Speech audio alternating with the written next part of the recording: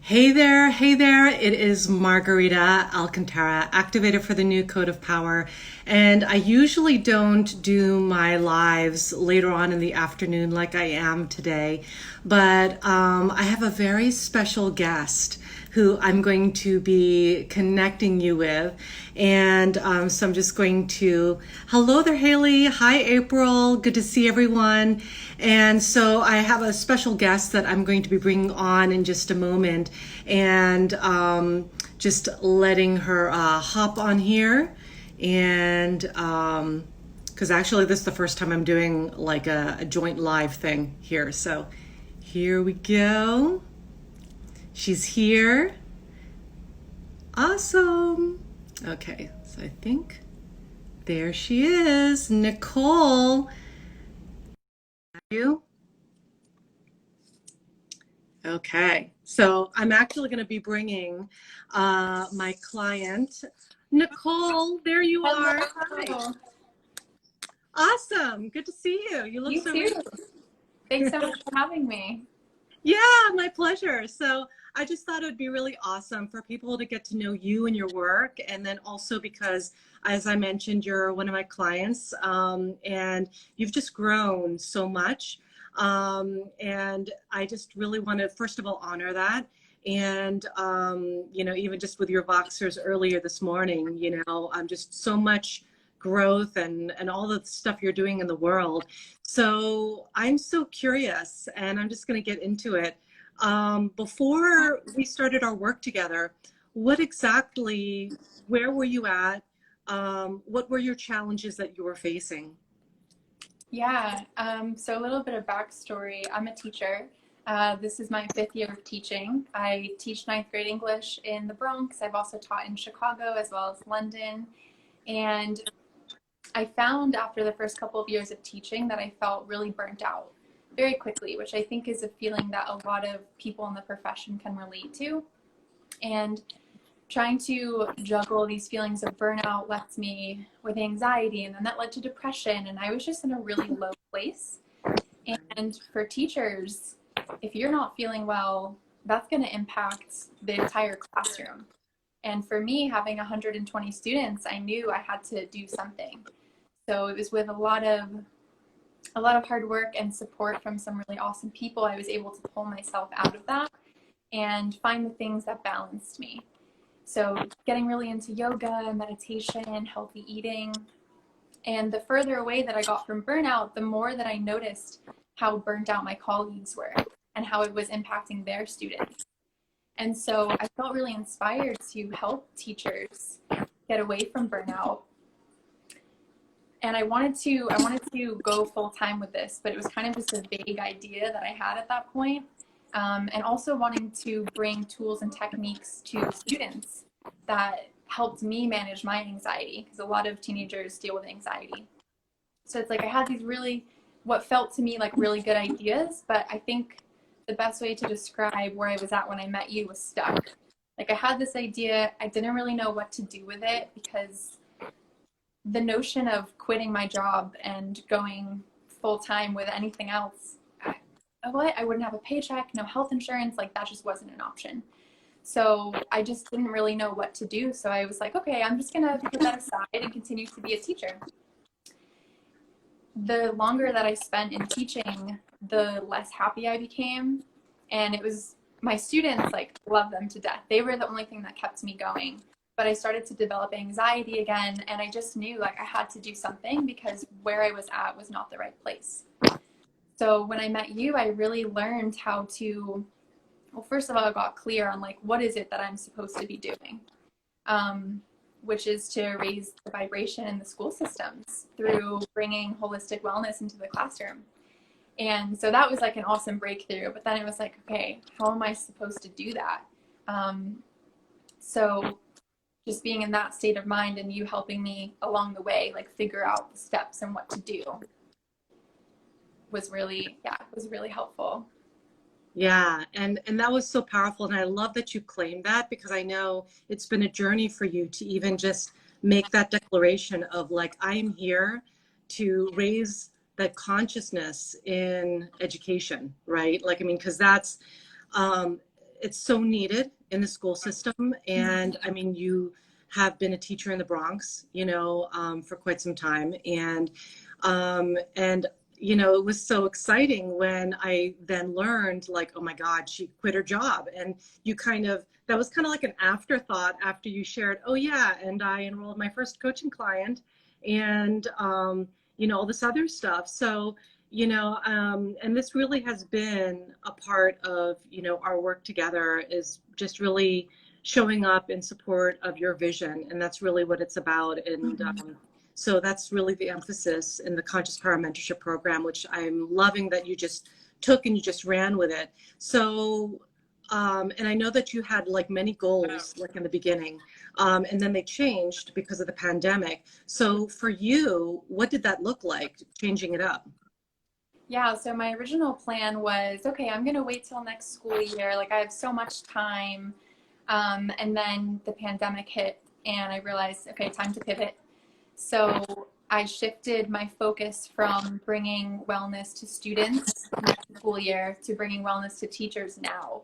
Because with the pandemic, people were so stressed, understandably so. We went from normal classroom teaching into virtual teaching, which teachers are not trained to do overnight, with like no preparation. And it was incredibly stressful for students and teachers. So thinking of ways that I could spring into action to support teachers. So I created a program to support teachers in virtual teaching. That was my first launch, and it was successful, I'm happy to say. Yeah, and then also creating a coaching package along with that as well, to offer more support to teachers one-on-one and in a group context. And I also signed my first one-on-one client with that too. So that was awesome. And then also, because not everyone is, ready to sign up for a program, or it might not be their thing. So I created a Facebook group just to get some good vibes out there for the teachers. And that got, I think, about 350 members in a little less than 2 days. Woo. So yeah, it was really awesome, the ways in which I was like, okay, how can I help teachers right now? And just doing that, leading with my heart, and people came. Yeah. That's amazing. And so I'm curious, because like what I'm hearing there is that you just basically showed up for your peeps, and you just were like, okay, what do they need? Let me figure out how to create something so that I can meet that need. And then not only did that come through for you in terms of that intel, but one thing that I noticed about you that got stronger was you trusting your intuition and your voice. And and I'll just like out you a little bit, like your Starseed Power, right? And because I know even that was something like you've been like really opening into. And I know that a lot of people who follow my work, they're very inspired by the whole Starseed thing. So can you explain a little bit about how this whole Starseed thing even fits into the education system on planet Earth and the Bronx and your people? Yeah. Yeah. I guess for me, it's just this really deep knowing of like, this is what I'm here to do. This is my soul's purpose. This is the reason why I'm here on earth, is to help in this very specific way, teachers and students, to help them feel better, to help them realize their own consciousness. Because when all of those things are aligned, it makes for a better learning environment. It's a win-win for everyone. Yeah. And so what are the top things that you're learning and opening into about being in your Starseed Power that is helping how you're serving right now? Mm-hmm. Like what are the I don't know, the highlights? Because I know that even just switching into that mental state of being receptive to your star family, and even just trusting the guidance you're getting from them, because they're talking to you a lot more now. Mm-hmm. So I'm curious, what are you noticing more that is helping you so much about connecting with your star family and your Starseed Power? Yeah, I think for me, meditation is definitely the number one thing in which I feel connected. And I I guess it's, again, it's just this knowing of like when I'm meditating, like, okay, I have a lot of fear around this. Like, I just quit my job and I don't have a paycheck coming in. And this was before I had signed my first clients. Like, how will this ever work? All of these limiting beliefs that came in. And on the other hand, just like this really deep knowing of like, you got this, like, you can do this. You were born to do this. And that's helped me really power through the fear because it's still there, but just acknowledging it and then being able to step forward to really just show up for the people that I'm meant to serve. And I think another thing that's been really important for me is trusting that, like trusting the intel that I'm getting. If I have an intuitive feeling about something, to go with that, to rely on that. Because as you have seen, like there are times that I didn't trust my intuition and it didn't work out so well. So learn that lesson the hard way. And yeah, I have to trust in my heart and my intuition moving forward. Yeah, that's so powerful.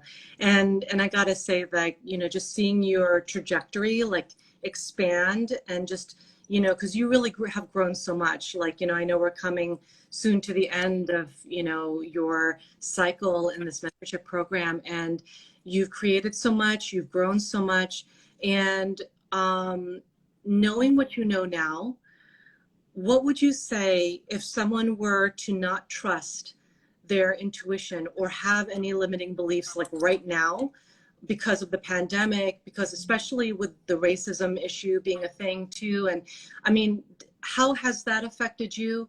I know it has personally, but how has that affected you, and how did that shift you? What did you create? Around like the racism and everything that's been going on. Yeah, like around all this dialogue, because what I'm noticing is that a lot of people are feeling so challenged about even just the topic, and then some people don't want to talk about it, and then also if they're talking about it, it's very reactionary.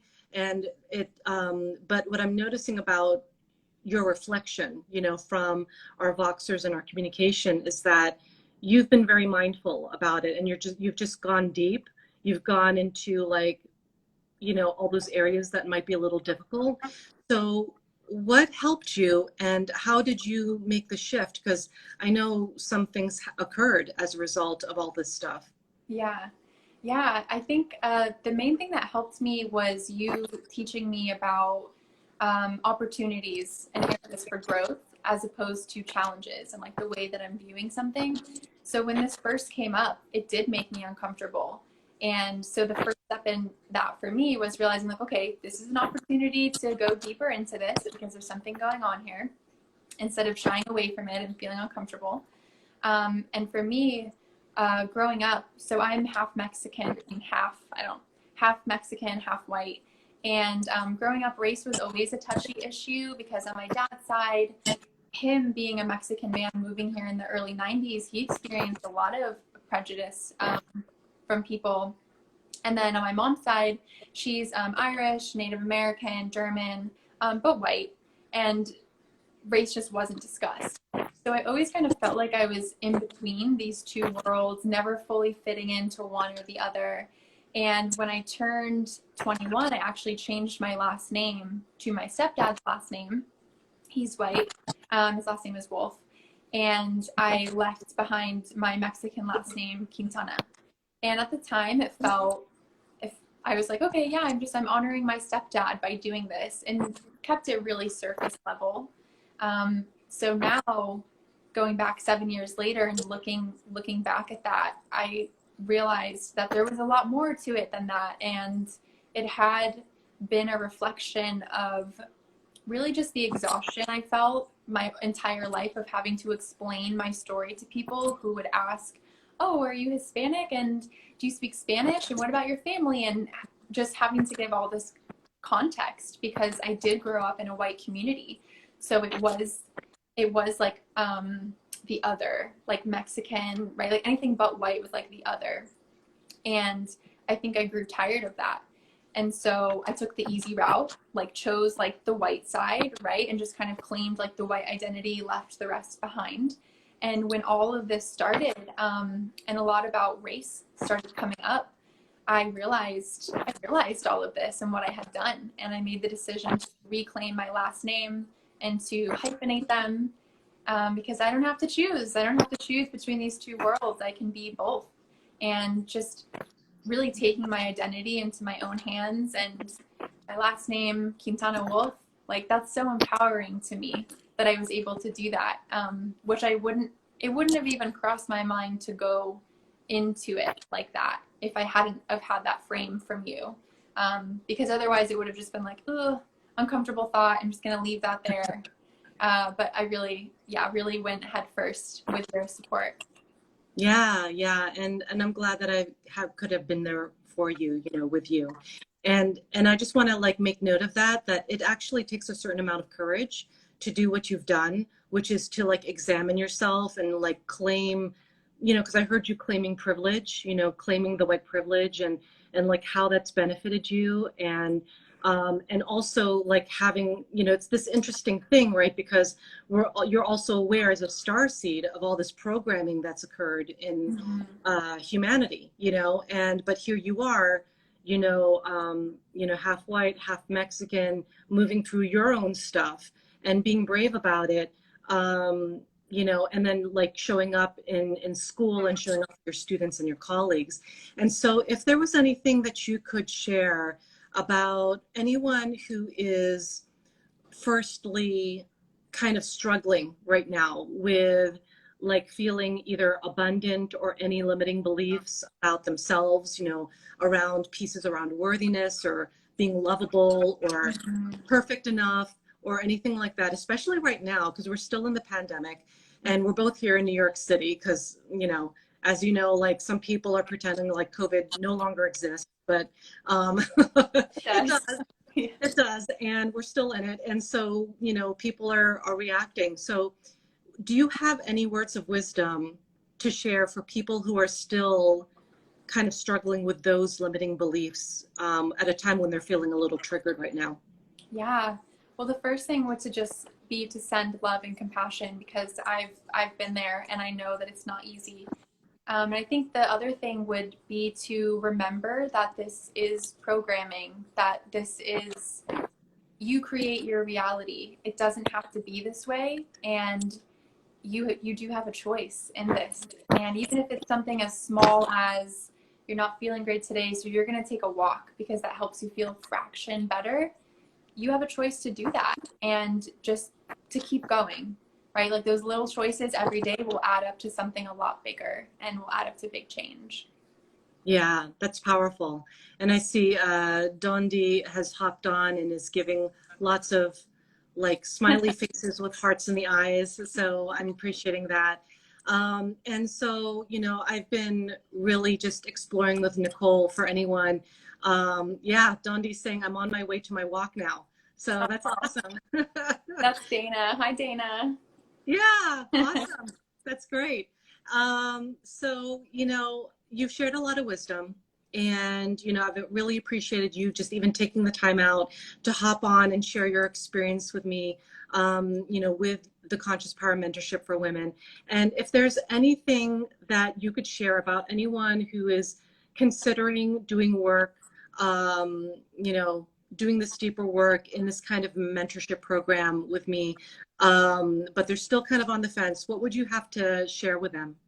Oh, just go for it. Like I had a lot of hesitancy about doing this, and as you know, I was even like kind of backing out at the last minute, and then I had problems with my payment, and it was just a reflection of my own mindset at the time. But to just know that you are worth this investment, and you can't put a price on that. You can't put a price on your own personal growth. And just seeing how far I've come, I feel like a different person from when I started my mentorship with you. And that is worth any amount of money to me. So to invest in yourself because you are so worth it.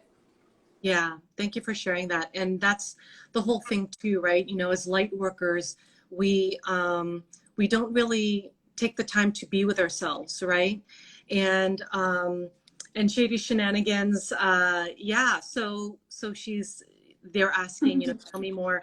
So if you're interested in learning more about the mentorship program, please DM me. And I do respond to my DMs.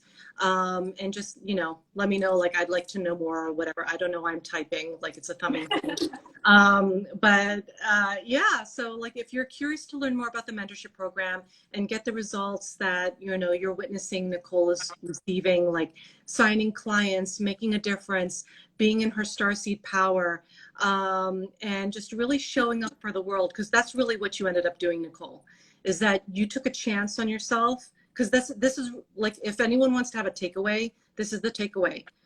If it was a ticker tape, you, Nicole, decided to bank on yourself and decided to invest in yourself, which is really all about allowing yourself to transform. And then you have transformed. You will continue to transform. You've got tools now, and you're already making an impact. And you're already like changing the lives of your students and your colleagues in different ways. And you've signed clients. You've got a Facebook that is probably now past 350 people. And you're doing it. You're helping the world.